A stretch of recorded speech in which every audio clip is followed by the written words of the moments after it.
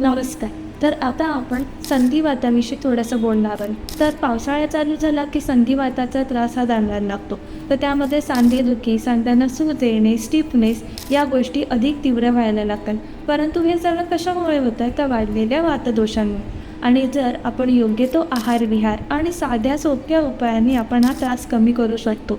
So त्यामध्ये पहिलं, साध्या तिळाच्या तेलाने किंवा लसूण तेलाने तुम्ही रोज सकाळी आणि रात्री हलक्या हाताने मसाज करू शकता.